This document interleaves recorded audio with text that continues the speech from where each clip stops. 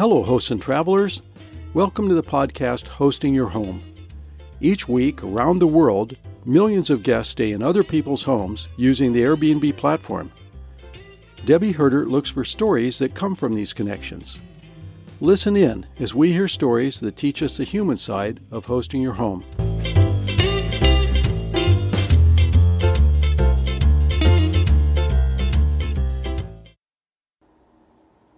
Hey guys, this is Debi. Welcome back to another episode of Hosting Your Home. It's April 2017 and we are gearing up for our very first Host2Host conference, which will be happening in a couple of weeks. As a part of our program, we wanted to highlight some of the vendors that are going to be at our conference. And we've also, as we've been selling tickets, been polling attendees about where their interests lie, trying to get an idea of the breakout sessions that the bulk of people are interested in. And honestly, it's been a surprise to find that so many of you are interested in insurance. So one of our breakout sessions is going to be an insurance panel. The following is an interview with Geoff Dorn of Country Financial. I hope you enjoy this. It was really a very interesting interview. I had a great time doing it. Thanks for listening. So thank you very much for taking my call and talking with me on our podcast about Country Financial. And if we can start this off, Geoff, with just knowing a little bit about you, that would be great. A little bit about me. I've been with Country Financial for 10 years. I own an insurance agency for Country. It's located at 1468 Northeast Alberta Street, and we serve a wide range of families and small business. Great. So are you a native Oregonian?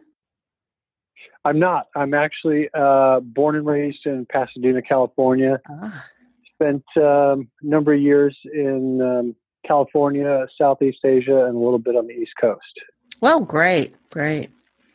So if you've been in the insurance industry for over 10 years, you know a lot about it. And I'm curious, as you know, short-term rental hosts have issues with insurance and finding something that covers all of their needs.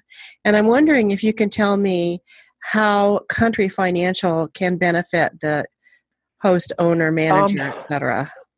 I have yet to come across a situation that we couldn't help.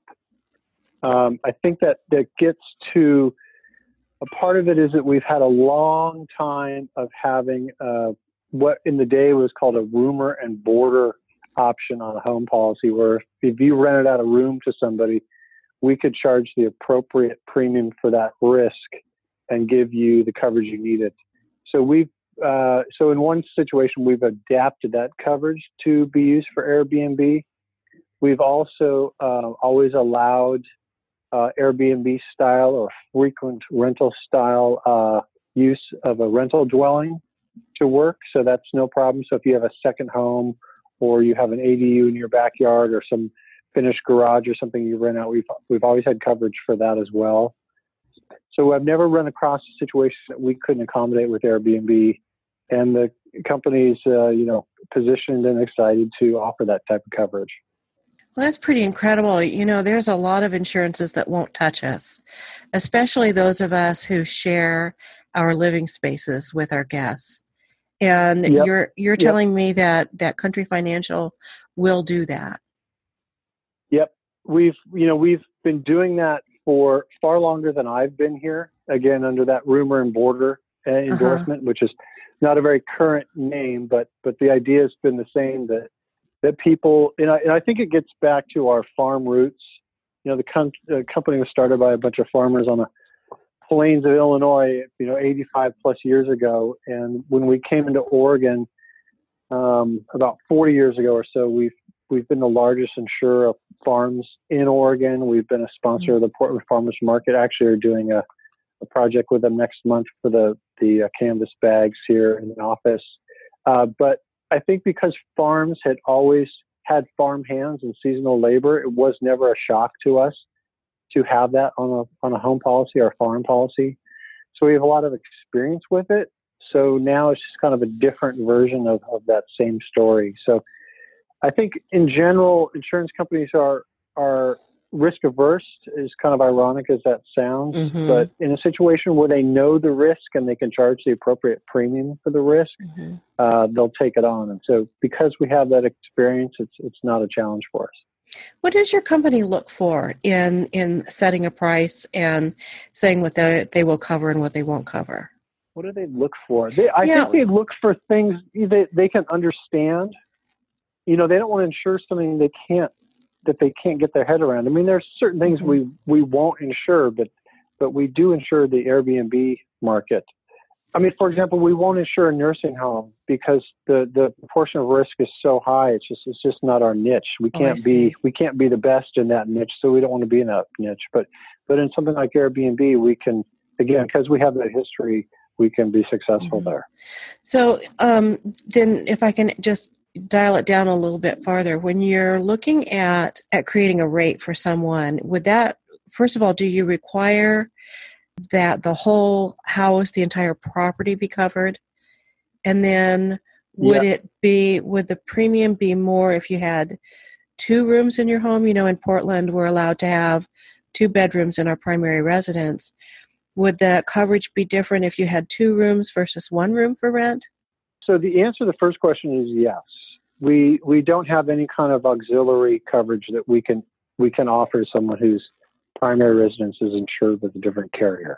Okay. So we insure the whole house, and the premium we charge is based on the revenue from the rental of that property per year. So if you have 1 bedroom or 2 bedroom or 10 bedrooms, it doesn't matter to us. It's really the annual revenue. I Are see. you between 5 and 10,000? Are you between 10 and 15, 15 to 20, and on up from there? I see.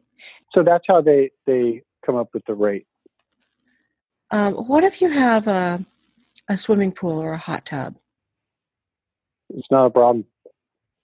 And if I remember correctly from the meetup we did with you, you also offer a rental interruption insurance. I'm not sure that's the proper term for it. Yeah. So the way I understand the Airbnb coverage works from Airbnb is that if you have people booked, and then you have an interruption. Like, let's say there's a kitchen fire and you can't go through with those bookings. My understanding is they'll cover you for that loss of those booked things. We handle it a different way, which is there's basically, let's say you have a house and you have tenants who are renting rooms, for example, and there's a kitchen fire and you can't live in the house. We're going to pay to move you to a new house, or I should say a similar house in your neighborhood. We're going to pay for that transition. We're going to pay the rent on that house. And we're going to come in and fix your kitchen, replace everything that was damaged, replace everything that was destroyed, and then we're going to pay to move you back in. And so if you have roomers or Airbnb guests, we're going to pay you for that lost income. And the specifics of how we do that, I'm not sure, but it's going to be a reasonable payment based on either history, bookings, trajectory, something reasonable. So I'm afraid I don't know the specifics of that, but that's the way it'd be handled. So this is new territory for you, in that you haven't had a claim? Yeah, I haven't had a claim. I haven't had this situation yet. I think what we find is that the people who are responsible enough to go out and seek out the proper insurance are responsible enough not to have claims. True. I mean, that's kind of the irony of it. You know what I mean? Yeah. You know. There was some conversation at our meetup. I should tell our listeners that you and 2 other insurance reps were at a local meetup that we did, and we had this really lively panel on insurance for short-term rentals. And as a result, we are very pleased and honored to have you come and be one of our vendors at our conference next month. At that meeting, there was some conversation about bed bugs. And if I remember correctly, I don't think it was you, but someone was going to check and see if they had some sort of coverage if one had to close down because we had bed bugs. And can you address that for Country Financial? I have not asked that specific question. I will ask it and know for the conference. Okay. In general, vermin is excluded. Okay. On a home policy, vermin is excluded. So I would assume bed bugs are excluded too. Okay. I mean, there may be a chance that there's coverage there, but I would doubt it. The vermin is excluded from any home policy I've ever seen. Okay. For any company, there may be exceptions, but in general, that's the case. Mm-hmm. Okay. Well, and I actually have one more question for you. If someone is renting their space illegally in that they don't have the required permit from the city or county, would their insurance still hold? I'm not certain, but I would answer it this way. Our job is not to see whether somebody had done something in compliance. Our job is to pay covered claims and put the client back in the position they were before something sudden accidental happened. Mm-hmm. So just to kind of clarify, I don't know specifically what happened, but I don't think that, it's really not our business to know whether that tenant was in compliance with the city rules. Okay. That's not where we're insuring a situation, and to the best of my knowledge, we're going to pay that and not get into whether they were legal or illegal or compliant or not compliant. Mm-hmm. I mean, it would be like if they didn't pay their property tax and their house burned down. We're going to cover it. I see. Okay, great. So I can't speak to that specific situation, but I don't see why we would be involved in that. Okay. And actually, I do have one more question, and I think that you talked about this also at the meetup. Why would someone who is only on the Airbnb platform, who hosts and uses only the Airbnb platform, who has access to the Airbnb insurance policy that they offer, why would that person want to have additional insurance? I think in general, if you look on what Airbnb says, they say that their insurance, their policy is not insurance, and they strongly encourage you to get a homeowner's insurance policy. And I think that the reasons of that are a few. They may have more that I've never thought about, but a couple of the things that jump off the page to me are that their policy only covers you for the rental period. So for whatever reason, let's say somebody overstays their rental period. Let's say, I don't know, the storm or something, and they can't leave and they're there for another rental period. They've gone through their rental period and they're still there for some reason, and they cause damage. My understanding from Airbnb is that's not going to be covered. Or let's say they are hostile and stay and cause damage. My understanding is it's not going to be covered. Again, I don't know how Airbnb would handle that, but that's what their language says. Okay. The other thing is it's not clear to me if Airbnb does replacement costs or what's called actual cash value costs. So when I insure a house, Airbnb or not, if there's let's say, go back to that kitchen fire example. Let's say you have a kitchen table in your kitchen. You bought it 5 years ago for $1,000. Today on Craigslist, it's worth $500. What happens in the event of a claim is the insurance company is going to come out and give you what's called the actual cash value, which means it's depreciated value at that time. Mm-hmm. So they're going to give you a check for $500. If you go out and replace that kitchen table, then they're going to give you the difference because the house has replacement coverage for its contents.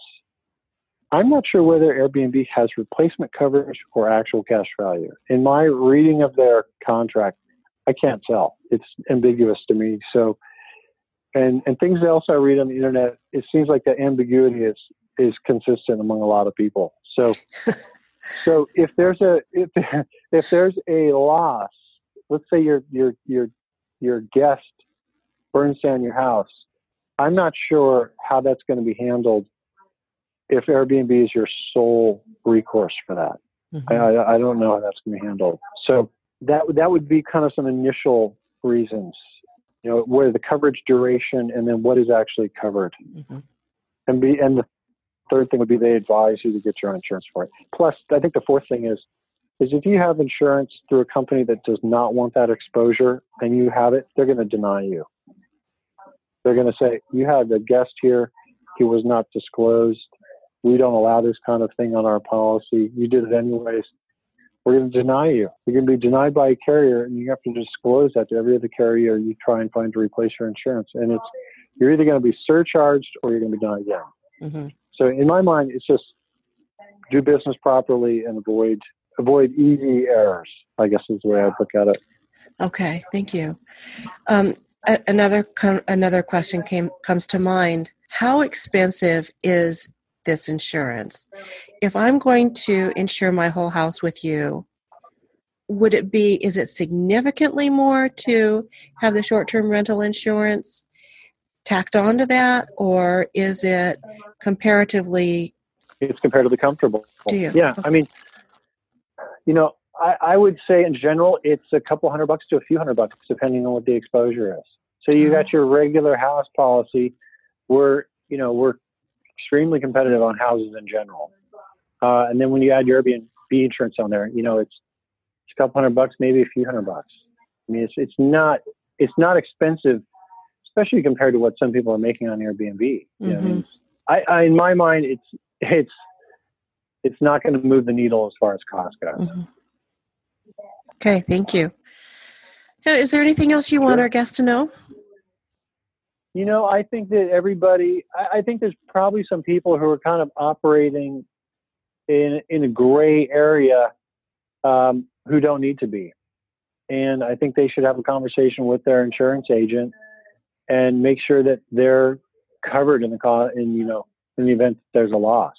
I'd hate for somebody to be thinking they have something and don't actually have it. So I would encourage everybody to talk to their agent or find an agent who can help them and make sure that they have the coverage that they need. And, just make sure everything's in order. Is Country Financial available in all of the U.S.? We're in 44 states. So we're here in Oregon, Washington, Nevada, Idaho, Pacific Northwest. Mm-hmm. We're not in California.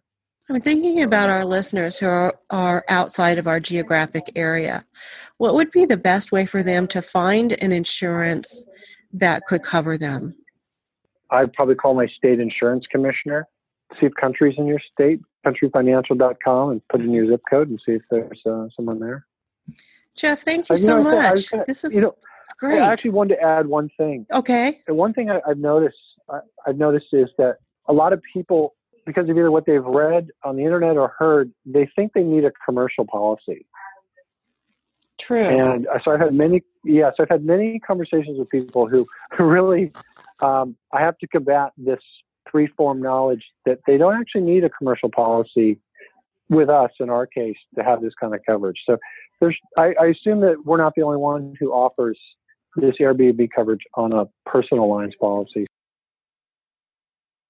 Well, I will definitely do my research on bed bugs.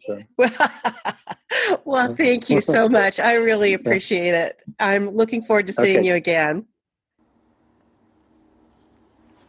Well, I hope you got something out of that interview. I sure did. And I'm finding that I'm getting something out of each one that I'm doing. We had initially planned, Rob and I, to splice together these interviews and put them in 2 or maybe 3 episodes, but each one of them has standalone, unique information. So I think what we're going to do is offer a series of shorter interviews for you to listen to, and that way you'll be able to see from the titles what the topic is, who the vendor is, and be able to select what your interest level is in each one of these. So I hope you'll listen to the rest of them. They'll be coming out hopefully every 3 or 4 days from now until the beginning of the conference. If you have any feedback for me, I would love to hear it. You can always find us on our Facebook page, Hosting Your Home, and of course our website. So see you soon. Take care. Thanks for listening.